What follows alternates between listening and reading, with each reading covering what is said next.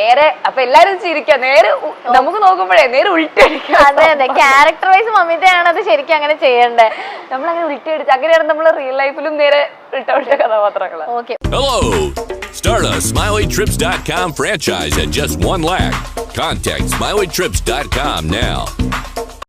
അമ്മ എപ്പോഴും പറയോ അനു ഇടക്ക് ശ്രദ്ധിക്കണം അങ്ങനെയൊക്കെ പറയുമല്ലേ അമ്മയുടെ? പക്ഷെ ഞാൻ ആ സമയത്ത് ഭയങ്കര വിശപ്പിലായിരുന്നു, അപ്പൊ ഒരു ഫുഡ് കൊണ്ടുവന്നപ്പോഴേക്കും അല്ലല്ലേ എല്ലാരും പറയേണ്ട കാര്യങ്ങൾ പറയണം എന്നുള്ളത്. അവള് കുറച്ച് സോഫ്റ്റ് ആയിട്ട് പറഞ്ഞു. ഓക്കെ, ഇനി കമ്മിങ് ടു ഇപ്പൊ മൈക്ക് ഞാൻ കുറച്ച് നാൾ മുന്നെയാണ് ആ മൂവി കണ്ടത്. എനിക്കും ഒരു ഗ്യാപ്പിന്റെ ഇടയിൽ ഞാൻ OTT വന്നപ്പോഴാണ് ആ സിനിമ ഇരുന്ന് കണ്ടത്.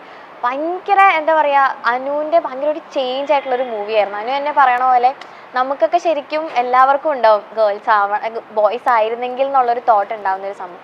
ശരിക്കും റിയൽ ലൈഫിൽ ഇപ്പോൾ ബോയ് എന്നുള്ളൊരു ഇതിലേക്ക് മാറണം എന്നുള്ള ടൈമിലും കുറച്ച് ഇൻസിഡൻസ് ഒക്കെ ആ മൂവിയിൽ കാണിക്കുന്നുണ്ടല്ലോ, കുറച്ച് ബാഡ് ബിഹേവിയേഴ്സ്. അങ്ങനെ റിയൽ ലൈഫിൽ എന്തെങ്കിലും ഒരു ബാഡ് ആസ്പെക്ട് അങ്ങനെ എന്തെങ്കിലും ഫേസ് ചെയ്യേണ്ട ഒരു ഉണ്ടായിട്ടുണ്ട്. ഞാൻ ബസ്സിലിരിക്കുന്ന സമയത്ത്, ഞാൻ 5ാം ക്ലാസ് പഠിക്കുന്ന സമയത്ത്, 5ാം ക്ലാസ്സിലായിരുന്നു, അത് കുട്ടി ഫ്രോക്ക് ഇട്ട് സ്കൂളിൽ പോകുന്ന സമയത്ത് ബസ്സിലധികം ആൾക്കാരൊന്നും ഇല്ലായിരുന്നു. ആ സമയത്ത് ഞാൻ എൻ്റെ അച്ഛൻ്റെ വീട്ടിലേക്ക് പോകുമായിരുന്നു. ബസ്സിൽ കയറി അധികം ആരും ഉണ്ടായിരുന്നില്ല, കുറച്ച് 3-4 ആൾക്കാർ അവിടെ ചെന്ന് ചിതറി അങ്ങനെ ഇരിക്കുന്നുണ്ടായിരുന്നുള്ളൂ. അപ്പോൾ ഏതൊരു പുള്ളി ബാക്കിൽ വന്നിരുന്നു, അങ്ങനെ വിളിച്ച് അങ്ങനെയായിരുന്നു. അപ്പം എനിക്ക് അറിയുന്നവർ എൻ്റെ ഒരു ചേച്ചിയുടെ അടുത്തിരിക്കുന്നുണ്ടായിരുന്നു. അപ്പോൾ ഞാൻ തിരിഞ്ഞു നോക്കുന്ന സമയത്ത് പുള്ളി അവിടെ ഇരിക്കുന്നുണ്ട്, എനിക്ക് അറിയില്ല എന്നെയാണോ വിളിക്കുന്നത്. അങ്ങനെ കുറേ പ്രാവശ്യം വിളിച്ചുകൊണ്ടിരുന്നു. ഞാൻ ലിറ്ററി നോക്കുന്ന സമയത്ത് you was literally masturbating in front of me, ബാക്കിൽ നിന്ന്. അപ്പം എനിക്ക് അറിയില്ലായിരുന്നു ആ പുള്ളി എന്താ ചെയ്യുന്നത്. അല്ലെങ്കിൽ എനിക്ക് എൻ്റെ അമ്മ എനിക്ക് പറഞ്ഞിട്ടുണ്ട് ഗുഡ് ടച്ച് എന്താ ബാഡ് ടച്ച് എന്താണെന്നൊക്കെ എനിക്ക് പറഞ്ഞിട്ടുണ്ട്. ബട്ട് ഇങ്ങനെ ഒരാൾ ഇങ്ങനെയൊക്കെ ചെയ്തിട്ട് ആൾക്കാർ അതിലൊരു സുഖം കണ്ടുപിടിക്കുന്നത് എനിക്ക് അറിയില്ല, അറിയില്ലായിരുന്നു. അപ്പം ഞാൻ അത് കണ്ട് ഞാൻ കുറച്ച് സമയം ഇങ്ങനെ നിന്ന്, ഞാനിങ്ങനെ എൻ്റെ അപ്പുറത്തേക്ക് ചേച്ചിയോട് ഞാൻ പറഞ്ഞു ഇങ്ങനെ പറയുന്നുണ്ട്. അപ്പം അതിൻ്റെ ചേച്ചി എഴുന്നേറ്റു. അപ്പം തന്നെ പുള്ളി പോയി. അതെനിക്ക് ഭയങ്കര എനിക്കിപ്പോഴും അല്ലെങ്കിൽ ഭയങ്കര ഒരു ഇതായിരുന്നു. ഞാൻ 5ാം ക്ലാസ്സിലായിരുന്നു. അങ്ങനെ ഒരു കുട്ടിയുടെ അടുത്ത് പോയിട്ട് അപ്പം ആ ഒരു ഫാമിലി ഉണ്ടായിട്ടെങ്കിൽ ആ വീട്ടിലൊരു അവസ്ഥ, അല്ലെങ്കിൽ അവരുടെ ചുറ്റുപാടുള്ള പെൺകുട്ടികളുടെ അവസ്ഥ, അങ്ങനെ എത്ര പെൺകുട്ടികൾ അങ്ങനെ പോയിട്ടാകുമ്പോൾ എനിക്ക് ഭയങ്കര ഡിസ്റ്റർബിങ് ആയിട്ടുള്ളൊരു കാര്യമായിരുന്നു. അത് എനിക്കിപ്പോൾ അത് ആലോചിക്കുമ്പോഴും ആ വ്യക്തിയുടെ ചുറ്റുമുള്ള ആൾക്കാരെ പറ്റി ആലോചിക്കുമ്പോഴും ആ വ്യക്തിയെ പോലുള്ള ആൾക്കാരെ പറ്റി ആലോചിക്കുമ്പോഴും എനിക്ക് തോന്നുന്നു കുറേ പെണ്ണുങ്ങൾക്ക് ഇതുപോലെ ഈ ബസ്സിലൊക്കെ തന്നെ ഒരുപാട് എനിക്ക് വരെ ഉണ്ടായിട്ടുണ്ട് ബസ്സിൽ കയറിയിട്ടുള്ള ഓരോ ഇൻസിഡൻറ്റ് ഒക്കെ.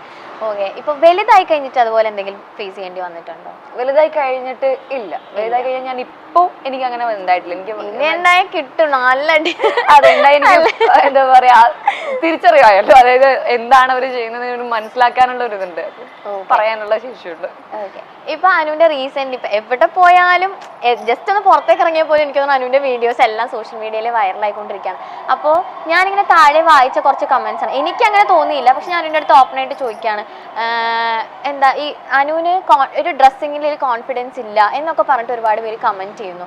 ഞാൻ ശരിക്കും ചോദിക്കാം, അനുവിന് അങ്ങനെ ഉണ്ടായിരുന്നു? എനിക്ക് തോന്നുന്നു ആളുകൾ അങ്ങനെ ചിന്തിക്കുന്ന, ക്യാമറ വരുമ്പോൾ അനു ഇങ്ങനെ നിൽക്കുന്നു, കാരണം അവർ കാണുന്ന ഒരു വിഷ്വൽ എന്ന് വെച്ചാൽ അവിടെ ഞാൻ ഇരിക്കുന്നു, ഈ ഒരു ക്യാമറ വെക്കുന്നു. പക്ഷെ അങ്ങനെയല്ല, അവിടെ ഇരിക്കുമ്പോൾ ഒരുപാട് ക്യാമറ ചുറ്റുമുണ്ട്. അപ്പൊ നമ്മൾക്ക് എന്ത് ചെയ്യണം, ഇങ്ങനെ ചെയ്യണോ അങ്ങനെ ചെയ്യണം, നമ്മളൊന്നും നമുക്ക് മനസ്സിലാവില്ല.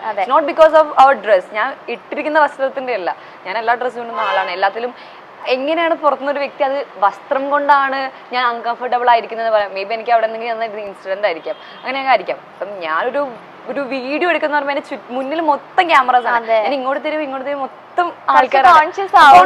അപ്പൊ ഞാൻ ഒരു കോൺഷ്യസ് ആയിട്ട് ഇരിക്കുമ്പോഴാണ് ആൾക്കാർക്ക് അത് അൺകംഫർട്ടബിൾ ആയിട്ട് തോന്നുന്നത്.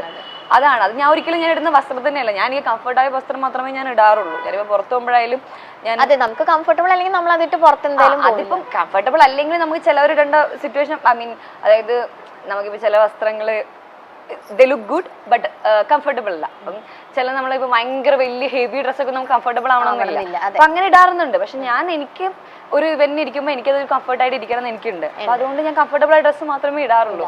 ബട്ട് അതൊരിക്കലും എന്റെ ഡ്രസ്സിന്റെ കൊണ്ടല്ല, എനിക്കതൊരു എന്താ പറയുക, അങ്ങനെ ഇരിക്കുന്ന ഞാൻ കോൺഷ്യസ് ആകുമ്പോൾ അൺകംഫർട്ടബിൾ ആയിട്ട് ആൾക്കാർക്ക് തോന്നുന്നതാണ്. അല്ല, ഞാനും ഇങ്ങനെ കുറെ കമന്റ്, അപ്പൊ ഞാൻ ചോദിക്കണമെന്ന് വെച്ചാൽ അങ്ങനെ തന്നെ എഴുതി വെച്ച അല്ല, ഞാൻ ഒരിക്കലും ഞാൻ ഇടുന്ന വസ്ത്രത്തിൽ ഞാൻ കംഫർട്ടബിൾ അല്ല.